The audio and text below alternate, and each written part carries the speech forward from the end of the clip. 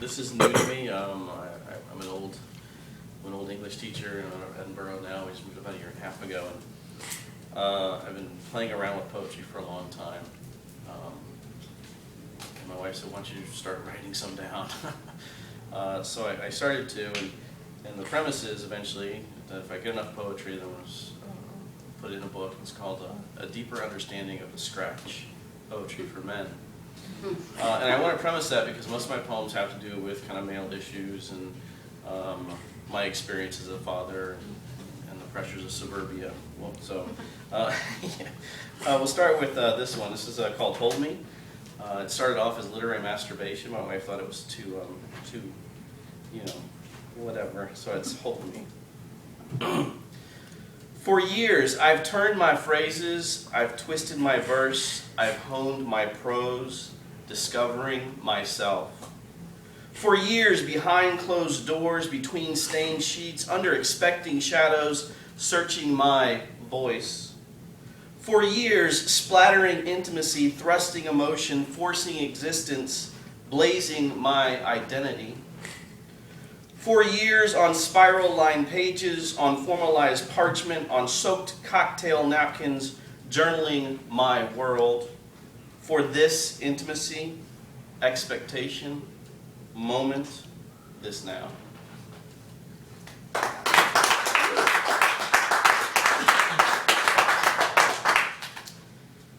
This one I actually wrote this as an example for one of my classes I was teaching, and it really came out really quickly, and one of my students said, "How do you do that? How does it come out so quickly?" And it was an imagery poem and an activity, and it was based on, I had them think about something in their life, and I grew up next to a really handy man, and I was amazed that when I went to his garage, everything had this perfect tool, and everything was outlined on pegboard, and it was pretty amazing, but I never saw him do any work with it. It was always at night. You could hear the blazing of the saw and the hammering of the nails behind his garage door. So this is called Power Tools.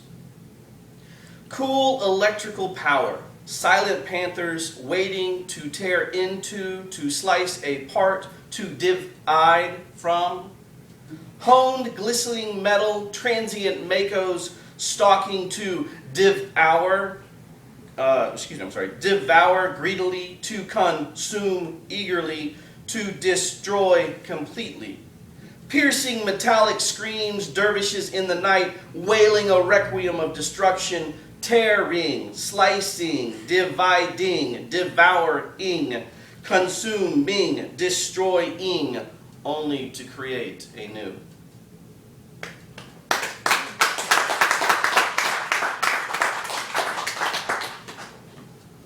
This next one, my daughter has this really weird relationship with the refrigerator, and it's the first thing she does today. She's 17, and she goes, as soon as she gets home, the first thing she does is open the refrigerator, just stands there. I don't know if it's the cool air or whatever, but it's been going on for a long time. And this is an occasion where I saw her standing in front when she was 13. It's called She's Tall Now. She's tall now, standing there with the refrigerator door flung open, staring into a world of decisions. The school day wears lightly on her face. Her eyes dart between the shelves and the door like fireflies. She's tall now. Her mother competes in a fruitless battle, I notice. She doesn't have to stand on her toes. She doesn't have to step into the refrigerator like her sisters. She weighs all of her choices. She's tall now, and indecision furrows her brow while she chews on her reddened bottom lip. In a moment, she shifts her weight of her choices on her hips and plucks an apple from the drawer and leaves, her choice made. I consider this moment in the continuum of her life, my life. She's tall now.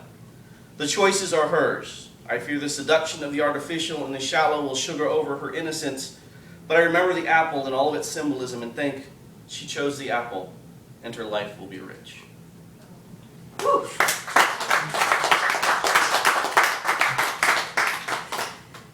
Okay, this one, my father-in-law is a big smoker in terms of, he likes to smoke cigars.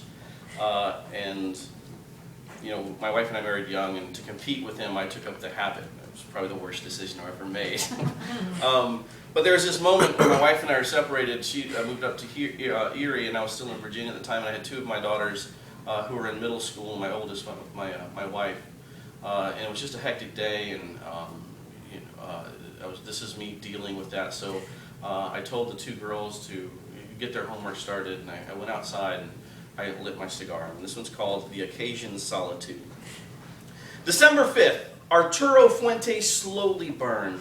Coldness blanketed the night with a determination that patiently crept into the tips of toes and fingers. The holiday glow of suburbia betrayed the darkness of the night, casting dancing hues of violet, white, and gray into the street. A solitary bat wildly hunted, darting between the shifting shadows. The occasion ignited. Arturo stood boldly against the night. Cameroonian Dominican tones blended in a heated earthiness against the intention of the night, inflamed, engulfed, contradicting the regulated, the enslaved, the uninformed. Arturo, ablaze in revolution, on this night would save the world. Thank you.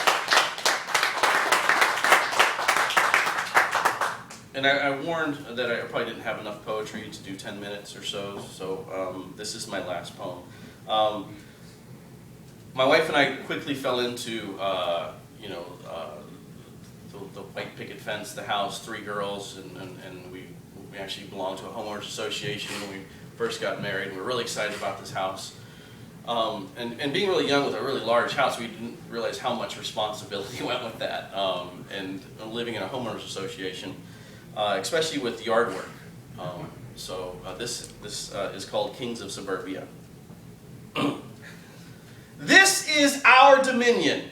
Castles, secured bastions skirted by an infantry of concrete, sinewy sidewalks, tandem curbs line neighborly boundaries.